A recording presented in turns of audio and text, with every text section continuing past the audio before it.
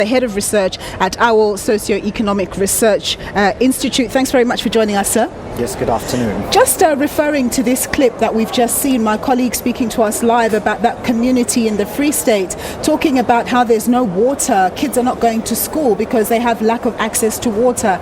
The people there want jobs, they're fed up, they don't know if they're going to vote tomorrow.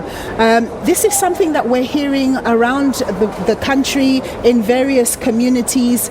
It doesn't augur very well for the elections in terms of people voting, does it? So this is something that happens every election. If we go back to 2014, the people of Bekkersdal experienced the same thing in Gauteng. If we go back to 2009, there were communities that also had this experience. Entire social and political movements are founded on people who are so disillusioned with this. So Abahlali is one of those movements, the Landless People's Movement, people who believe that actually the political system as it runs isn't working for them, and political parties in government are not doing what's necessary to get them the promises that were made to them as the life of post-apartheid South Africa. The question that I think we have in 2019 is how widespread this disaffection is and how much of that disaffection will result in a lack of turnout, and whether the turnout will at all be affected by people's reading of the political landscape and political parties' role in creating that landscape. Well, let's speak about the number of, or the percentage of eligible voters that did register to vote. That figure stands at about 74%. By historical standards, is that quite normal or is it a bit more than usual? It's normal, and what we're likely to see is in general elections, South Africans have as a rule turned out in larger numbers than they have for local or municipal elections. In terms of the global figures, that is quite a substantial number of people in countries where it isn't illegal not to vote. So in countries like Australia, where voting is a requirement and there are consequences if you don't vote, in a country like South Africa and spaces like it, there is a growing, shall we say, what people call a buyout, where people are not actually that invested in the political system because they don't see their ideals reflected in it.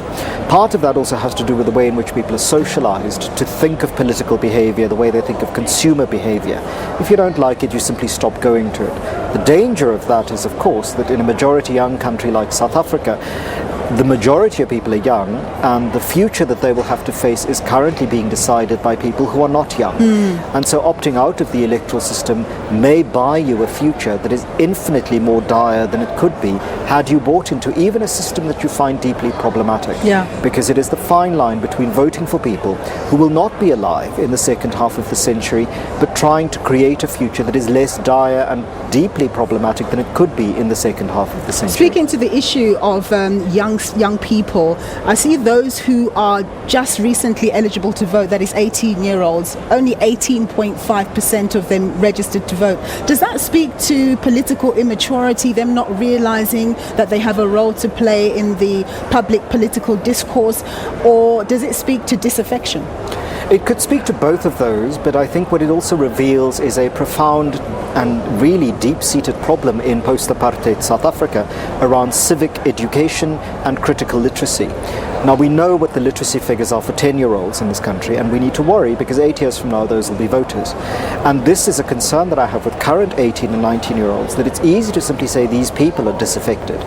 We as a state have to ask ourselves questions around to what extent as a society did we create the conditions for people to be so disengaged or so disillusioned that this is the level of registration or the level of participation. All right, Angelo, we're going to leave it there. Angelo is going to be speaking to us for the duration of the show, giving us his comments and views on the whole election process. We're going to cross to my colleague Diabo